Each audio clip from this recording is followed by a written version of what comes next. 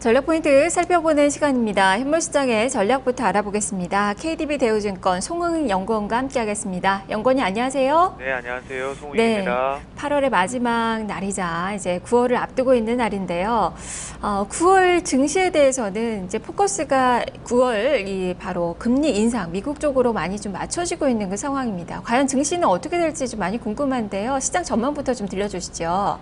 네, 일단 8월 달에 위안화 평가 절하로 촉발된 글로벌 증시 급락 이후에 현재 한 50% 정도 하락폭을 회복한 상황인데요. 결국 9월 증시의 핵심 포인트는 9월 16일, 17일 진행되는 FOMC가 될 것 같습니다.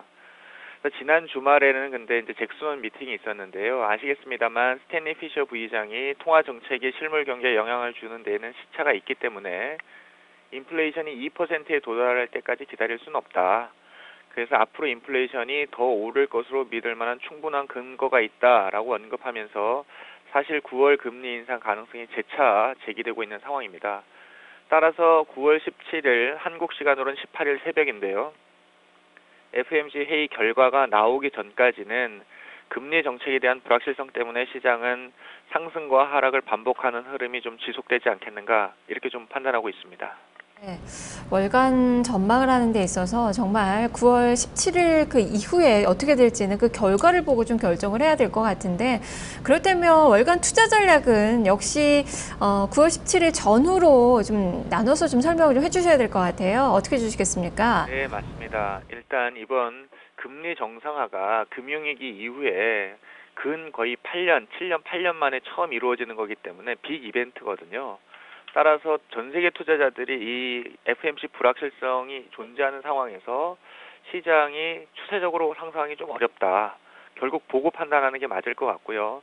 따라서 코스피가 여기서 1930선인데 1950선 넘어서 2000선 근처까지 가면 주식 비중을 당연히 줄여야 될 것 같고 다시 금리 인상에 대한 우려로 주가가 1850선까지 빠져주면 주식 비중을 확대하는 전략이 좀 필요하지 않겠나라고 좀 보고 있고요.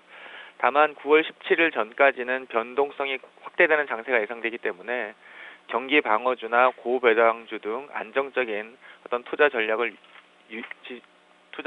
유지하다가 FOMC 회의 결과를 보고 저희가 어떤 투자 전략을 새로 세울 필요가 있겠다라고 좀 보고 있습니다. 자, 그렇다면 오늘이 좀 문제네요. 자, 오늘은 그렇다면 전략을 어떻게 세워봐야 될까요? 그러니까 오늘 같은 장도 이제 시장이 바로 조정에 들어가고 있는데요. 코스피가 한 0.4% 정도 빠지고 있는 그런 상황이고 코스닥도 한 0.25% 빠지고 있는 상황인데요.